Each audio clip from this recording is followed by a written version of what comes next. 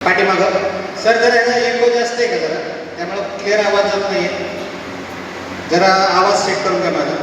नमस्कार. पाठीमाग आवाज येतोय का? महाबळेश्वर मी इथं आलोय आणि माझं स्वागत तुम्ही कसं टाळणी केलं बघा बरं. कसं केलं? महाबळेश्वर ज्या थंड हवेचं 4,500 फुटाच्या वरचं असणाऱ्या टोकावर मी थंड हवेत राहतो आणि मी काल सहज यायला चेक केलं तर उन्हाचं शेअर म्हणून हलक्यात जातं. तर की तुमचा प्रेम, तुमचा स्नेह आणि माझ्या विद्यार्थ्यांचं कष्ट, कर्तृत्व, माझ्या पालकांचं नेतृत्व आणि शिक्षकांचं उत्कृष्ट कार्य या स्नेहामुळे खेचून आणलं गेलं आणि त्यामुळे इथं आज मी पोहोचलो गेलो.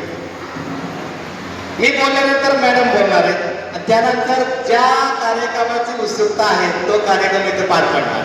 त्यामुळे कीप क्वाईट, सर्व शांत असतील. मी गेल्या वर्षी किती तारीख होती आठवत नाही, मला मॅडम होता. अनेक लोकांनी खूप काही अशी भाषणे केली होती आणि त्या कार्यक्रमामध्ये अल्पक्वचित कव्हर सकाळी मी आलो त्यावेळेस दिसलं गेलं आणि तिथं उत्साहात कार्यक्रम पडला. तर पालकांचं मनोगत, विद्यार्थ्यांचं मनोगत, शिक्षकांचं मनोगत आणि अधिकाऱ्यांचं मनोगत इतकं मोठं होतं की म्हणलं मी जळगावचा कार्यक्रम कधी मिस नाही करणार. म्हणून मी सर्व हीच सेम तारीख, टाळ्या वाजवा सरांसाठी, हीच तारीख होती गेल्या वर्षी. आज बड्डे होतोय, वर्धापन दिन होतोय, एवढा योग असा येत नाहीये. यासाठी आपल्या सर्वांचं योगदान आहे.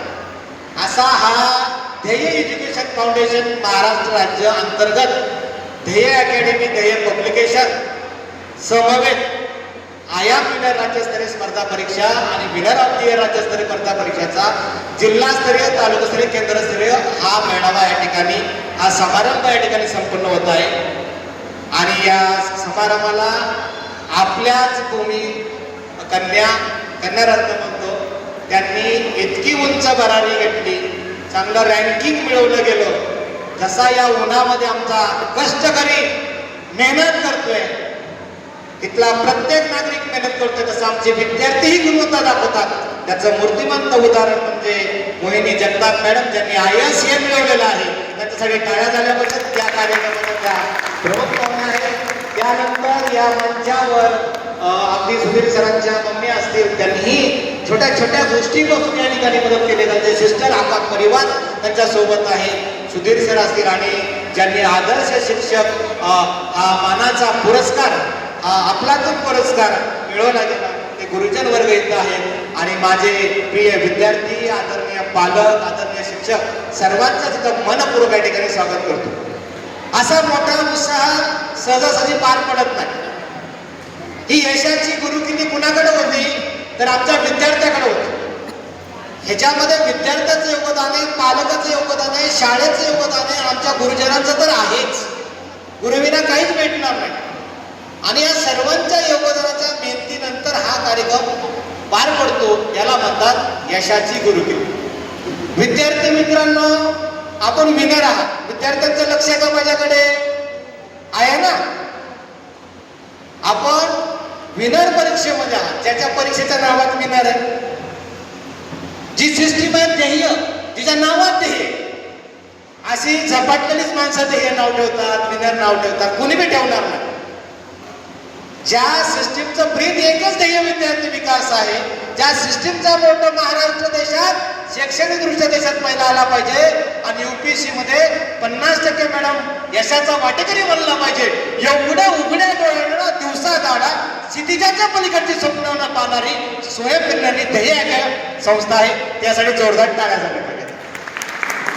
शेंडगे सर म्हणजे हे मक्तेदारी नाहीये. शेंडगे सरांनी 2012ला एक शेतकरी कुटुंबामध्ये जन्म घेतला. 2 टाइमाचं जेवण आणि 4 पुस्तकं मिळणं मुश्किल होतं. तेव्हाच पाहिलं की महाराष्ट्राच्या कानाकोपऱ्याचा किती अंधार असेल, उदासीनता असेल, ती झटकावली पाहिजे. देशाला स्वातंत्र्य 350 वर्षानंतर भेटला, आपण आनंदाने राहतोय. किती लोकांची घरं उद्ध्वस्त झाली, किती लोक फाशीवर गेले, किती तुरुंगात नेले गेले. आपल्याला बलिदान तर द्यायचं नाहीये, मला फाशीच्या फंद्यावर जायचं नाहीये. मला काय करायचं आहे? माझ्या महाराष्ट्रातल्या सामान्य लेकरासाठी ज्यांची गुणवत्ता आहे, झोपडीतला असो, नक्षलवादीवादला असो, आदिवासीला तांडा वस्तीतला असो, त्याच्यापर्यंत लाल देवाची गाडी गेली पाहिजे. हे स्वप्न आणि आज 13 वर्ष कंप्लीट झालेले आहेत आपल्या सर्वांच्या योगदानामुळे. विद्यार्थी मित्रांनो, ट्रॉफी सर्टिफिकेट हे बक्षीस नाहीये, हे फक्त बक्षीस नाहीये, तुमच्या कष्टाचं मेहनतीचं प्रतीक आहे. तुम्हाला दिलेला हा एक पंख आहे, या पंखावर तुम्ही गगनभरारी घेऊ शकता, पाहिजे तर यश गाठू शकता. ज्या मोहिनी मॅडमनी जे कष्टातूनच मिळवलं गेलं, ते कष्ट दिसत असत ते आयच बनल्या. त्यांच्यासमोर हजारो लोक सलाम करणारे व्यक्ती, पण ती रात्र उजाडण्यासाठी कितीतरी रात्र खर्चावं लागतात हे विसरू नका. कोरोनाच्या काळानंतर एकतर आपुलकी, प्रेम, स्नेह याचा सुरू झालेला आहे, भस्मा सुरू झालेला आहे. पण पुन्हा एकदा सांगतो, आम्ही ज्यावेळेस काम करतो त्यावेळेस म्हणतो मी महाराष्ट्राचा, महाराष्ट्र माझा. त्यावेळेस उर्मी मिळते, ऊर्जा मिळते आणि मग दऱ्याखोऱ्यातल्या लोकांसाठी काम करायला मदत मिळते. मित्र हो, गोंदिया जिल्हा तुम्ही नकाशात पहा, गोंदिया जिल्हा महाराष्ट्र तरी पहा, हे सोडून द्या.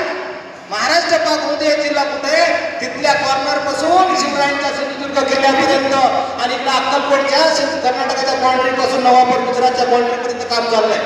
याचं श्रेय कोणाला जातं? आता पत्रकार बंधूंनी मला विचारलं होतं, याचं श्रेय कोण आहे? मला आमचे विद्यार्थी आहेत, आमचे पालक आहेत, आमच्या शिक्षक आहेत, शाळा आहे. महाराष्ट्र ही मक्तेदारी नाही, आम्ही बीज लावलं, पण खरा मालक कोण आहे?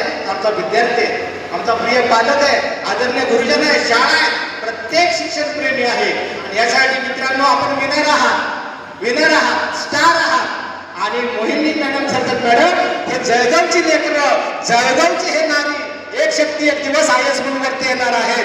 त्यासाठी या लेकराबद्दल, स्टार बद्दल टाळ्या झाल्या पाहिजेत. ही लेकरं अधिकारी बनणार आहेत, डोळे चिंब होणार आहेत आनंदाने.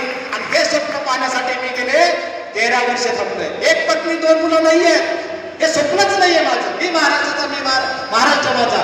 ह्यासाठी संस्कार लागतात. म्हणून मी आता पालकांकडे बोलतो, पालक, आदरणीय पालक, हे लेकराकडे खूप ऊर्जा आहे, खूप ऊर्जा, खूप ताकद आहे, खूप टॅलेंट आहे. फक्त सन्मान करा, त्या लेकराचा सन्मान करा, त्याला रिस्पेक्ट द्या, त्याला येणाऱ्या अडचणीवर मात करण्यासाठी धैर्य द्या. तुम्ही तर अदृश्य असा हा आधारस्तंभ आहात. तुमची भूमिका तुम्ही विसरू नका. आम्ही 500 किलोमीटर, 1000 किलोमीटरच्या लेकरासाठी उद्याचं भविष्य पाहतोय. महाराष्ट्राच्या 25 वर्षानंतर भविष्य होतोय. मॅडम 2035 ला मी इथं लिहून देतो, तर उभा राहिलोय. 13 वर्षाच्या रात्री किती असतात मोजलेले आहेत मी, 365 दिवस असतात, प्रत्येक दिवसात 24 तास असतात आणि 24 एका तासामध्ये 60 मिनिटं असतात. म्हणजे प्रत्येक क्षणाक्षणाला मी चांगला विचार करतोय. म्हणून मॅडम मी इथं छाती ठिकाणी जबाबदारीची या संस्थेचा अध्यक्ष म्हणून बोलतो. 2035 ला माझ्या महाराष्ट्रामधला प्रत्येक आयएस आणि प्रत्येक आयपीएस माझ्या भूमीतून महाराष्ट्र असणार आहे आणि त्यासाठी तुमच्या सर्वांचं योगदान लागणार आहे. मी पाहिजे ते कसे करायचं आहे. कुठला जिल्हा असू द्या, कुठला तांडा वस्ती असू द्या, जाण्यासाठी मर्यादा पडते.